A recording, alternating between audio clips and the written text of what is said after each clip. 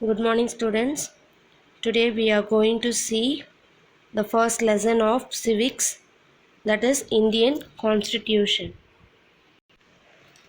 Students, before entering into the lesson, please note down all the points which is presented in this video. Then only you can revise and understand the continuity of the lesson. In this lesson, we are going to learn the making of Indian Constitution, the salient features of Indian Constitution, the fundamental rights and duties, the directive principles of state policy, the center state relations, and the emergency provisions. Okay, let's start our lesson. First, we will see the introduction. The Constitution. Constitution means the rules and law which have to be followed by the citizen of that country. The Constitution is the fundamental law of a country which reflects the fundamental principles on which the government of that country is based. It is the vehicle of a nation's progress. More particularly, it is concerned with institutional fabric and the framework of the distribution of powers between the various organs of the government and between the union and the states. The concept of constitution was originated in USA. Next we will see why the constitution is need for a country. All democratic countries have a constitution that governs them. A constitution puts down certain principles that form the basis of any kind of a state that we as citizens desire to live in. It tells us the fundamental nature of our society. A country is usually made up of different communities of people who have different beliefs. So, the constitution will help in fulfilling the beliefs of different segments of citizens. Next, making of Indian Constitution. The Constitution of India was framed by a Constituent Assembly set up under the Cabinet Mission Plan 1946. The Assembly held its first meeting on December 9, 1946. Dr. Sachidananda Sinha, the oldest member, was elected as the temporary president of the Assembly. While the work was in progress, Dr. Sachidananda Sinha died. So, on December 11,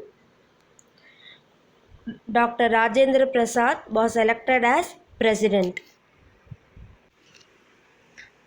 Similarly, both H.C. Mukherjee and V.T. Krishnamachari were elected as the vice presidents of the Assembly. Then, August 29, 1947, the drafting committee appointed with Dr. Ambedkar as the chairman. Then, November 4, 1947, the draft constitution submitted. Then, November 26, 1949, drafting completed. January 24, 1950, the handwritten constitution signed. Prem Bihari Naren Raizada was a calligrapher of the Indian Constitution. The original constitution was handwritten by him in a flowing italic style. Then the constitution was legally enforced on January 26, 1950. This day is known as the Republic Day. It is being observed every year.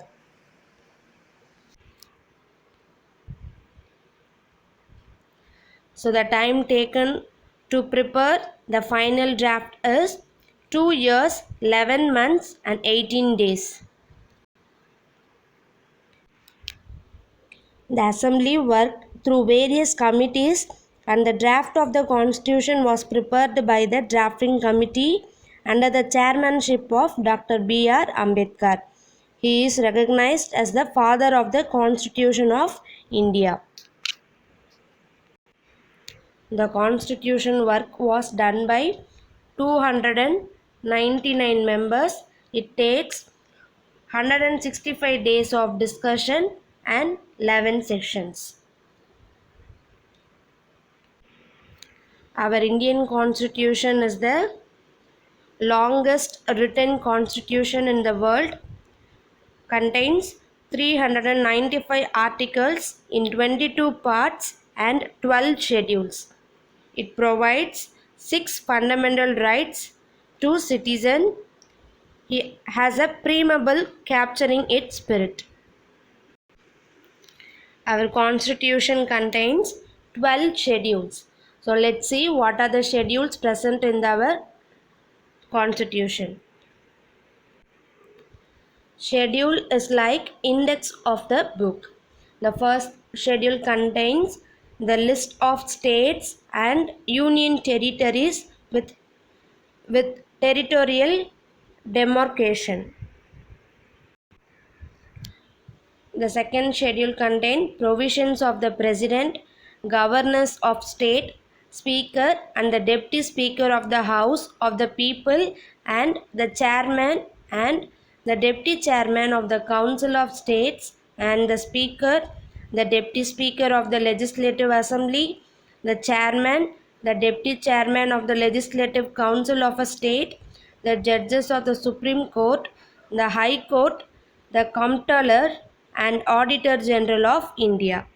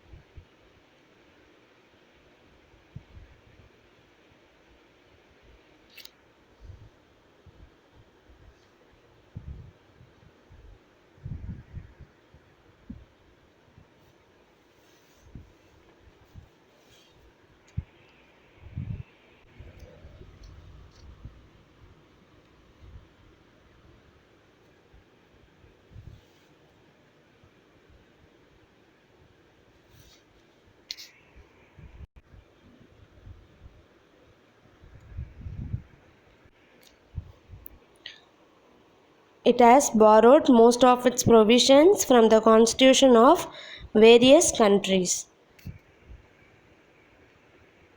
The countries like Britain, Ireland, United States of America, Canada, Australia, Russia, France, Germany, South Africa, Japan, and so on. For example, our constitution provides single citizenship. So this constitution, this rules has taken from Britain constitution. See, the single citizenship has to be followed in Britain. So we took that rules for our country. So the constitution contains fundamental rights. So the fundamental rights has to be taken from United States of America. Next, salient features of Indian Constitution. So our Indian Constitution is the lengthiest of all the written constitution of the world. Next, it has borrowed most of its provision from the constitution of various countries. Next, it is partly rigid and partly flexible, which means some law we cannot change, some may be changed as per situation. Next, it establishes a federal system of government. Next, it established the parliamentary system not only at the center but also in the states. Next, it makes India as a secular state. Secular state means a state which protects all religions equally. It provides an independent judiciary. Judiciary means judgment. Then it introduces universal adult franchise and accords the right to vote to all citizens above 18 years of age without any discrimination. It provides single citizenship. Single citizenship means even though we are in different states, we all Indians. In some other countries, they have to get the country citizenship and also the state citizenship. That is called dual citizenship, but in our country, it provides single citizenship.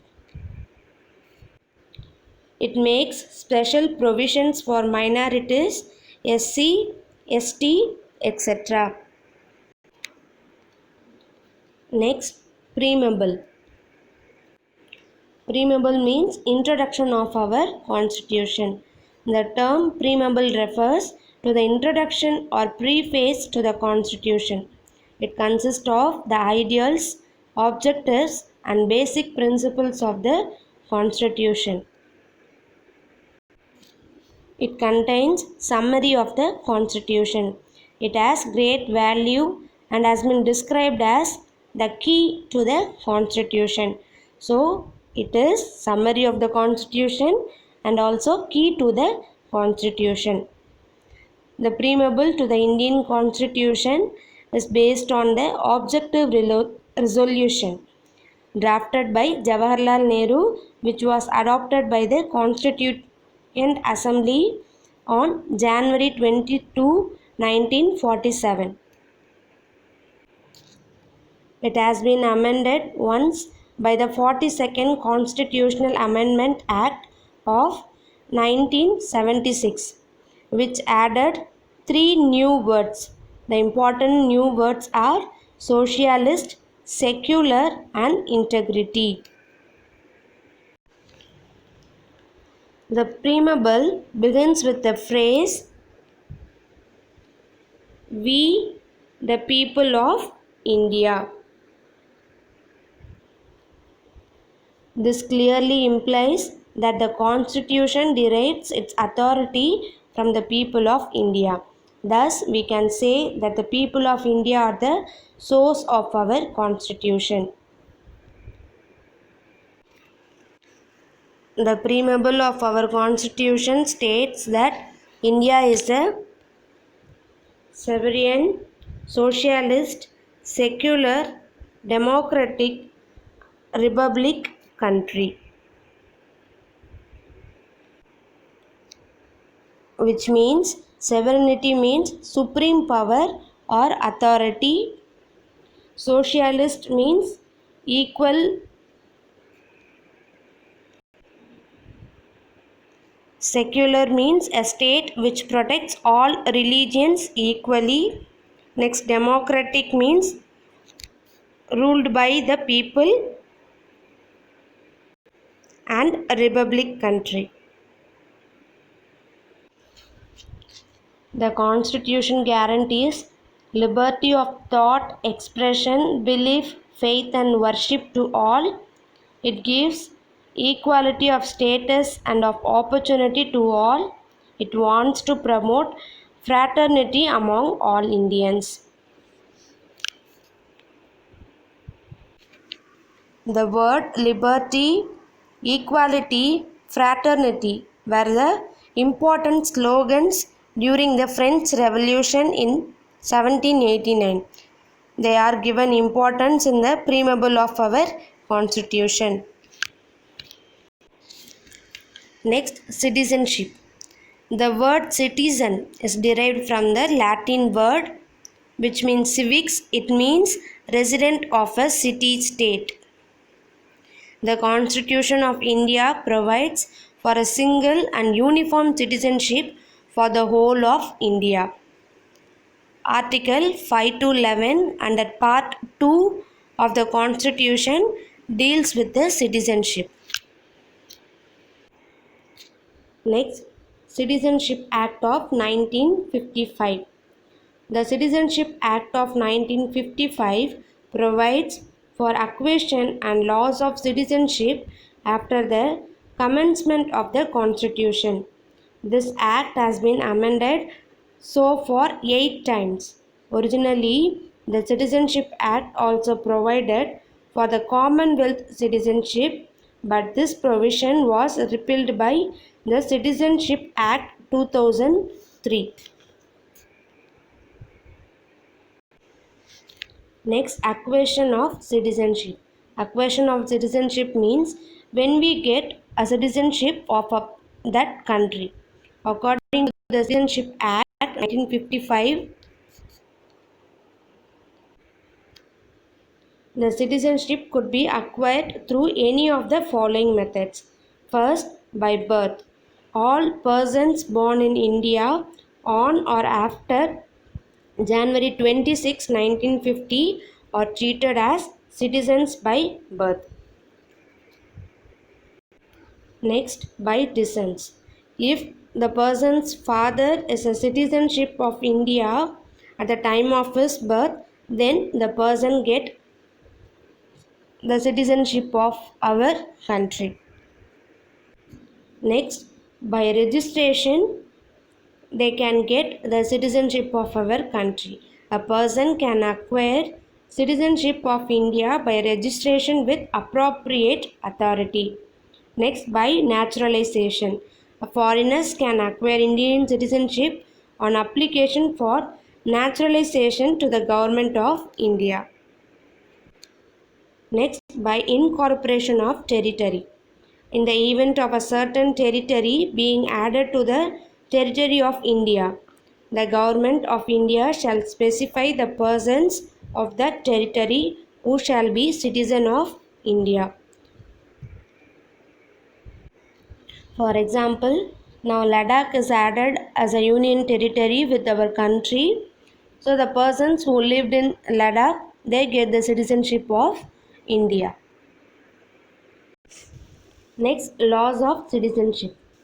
The Citizenship Act of 1955 prescribes 3 ways of losing citizenship, whether acquired under the Act or prior to it under the Constitution. They are renunciation, termination, and deprivation. So, the citizenship can be voluntarily renounced by a citizen.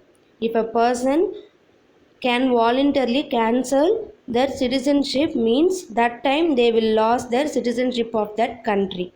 Then it can be terminated if a person acquires the citizenship of some other country.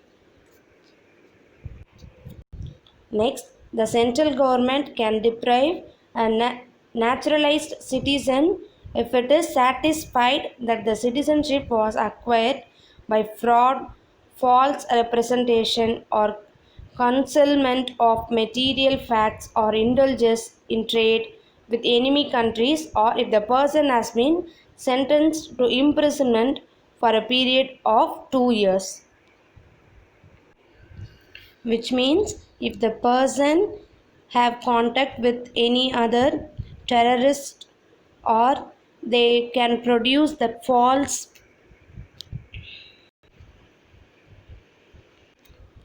proof, means that time the government will cancel their citizenship. Next important topic is fundamental rights. The fundamental rights are enshrined in Part 3 of the Constitution from Articles 12 to 35. In this regard, the framers of the Constitution derived inspiration from the Constitution of USA. Originally, the Constitution provides for 7 fundamental rights, but at present, there are only 6 fundamental rights. While fundamental rights are available to all persons, certain fundamental rights are available only to Indian citizens. The rights are right to equality, right to freedom, right against exploitation, right to religion, cultural and educational rights, right to constitutional remedies. Let's see one by one. First, right to equality. Article 14, equality before law. Article 15 contains prohibition of discrimination on grounds of religion, race, caste, sex, or place of birth. Article 16 contains equality of opportunity in matters of public employment. Article 17 contains abolition of untouchability, and Article 18 is abolition of titles except military and academic. Among all fundamental rights, the important rights is equality before law. The next right is right to freedom. Article 19 contains freedom of speech and expression, assembly, association, movement, resident, or provision. Article 20 contains protection in respect of conviction for offences. Article 21 contains protection of life and personal liberty. Article 21A contains right to elementary education. Article 22 contains protection against arrest and detention in certain cases. Next, right against exploitation. It contains 2 articles. One is Article 23 and Article 24. That Article 23 contains prohibition of traffic in human beings or forced labor. Then Article 24 contains prohibition of employment of children in factories. Next, right to religion. Article 25, freedom of conscience and free profession, practice and propagation of religion.